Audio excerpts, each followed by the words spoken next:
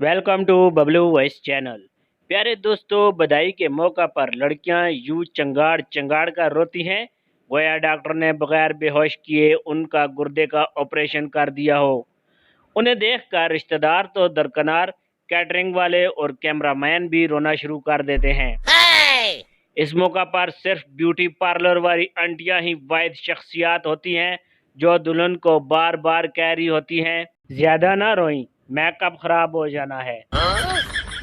उन्हें ये खतरा लाहक हो जाता है कि दुल्हन के रोने से सारा मेकअप धुल गया तो कहीं उनकी पेमेंट न मारी जाए।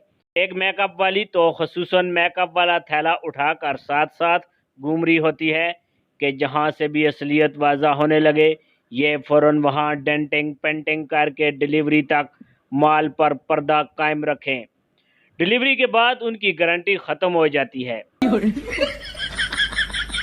ऐसे मौका पर दुल्हन के बाद सबसे ज्यादा वावेला छोटी बहनें और सबसे छोटा भाई मचा रहा होता है। बहनें सोच रही होती हैं कि आपी जा रही है, अब मेरे नाज नखरों के दिन गए, अब से काली हंडिया धोने के साथ कपड़े धोने की मशीन मुझे ही लगाना पड़ेगी। छोटा भाई इस वजह से रो रहा होता है कि अब रोज पैसे किससे लिया करेगा।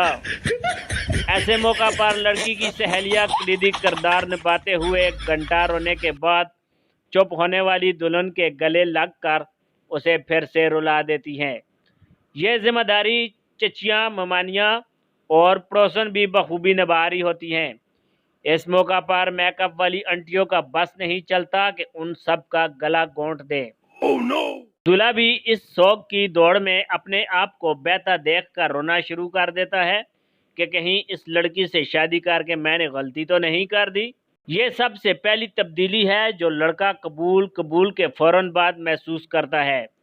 उस वक्त वो खुद को दुनिया का जालिम तरीन इंसान समझकर दिल ही दिल में खुद पर मलामत कर रहा होता है। उसे अगर बरादरी और माँ बाप का डर ना हो तो वो वहीं कह दे कि मेरे शरीक हयात तुम अपने माँ बाप के पास ही रह लो, मैं रोज़ यहीं तुमसे मिलने आ जाया करूँगा। सारे रास्ते वो गाड़ी में बीवी को बार बार देखता और उसे टिश्यू पेपर का पूरा रोल थमा देता है। वो कोशिश करता है कि किसी तरह उसे तसल्ली दे, अलबत्ता उसका अपना रोने वाला मुंह बना होता है।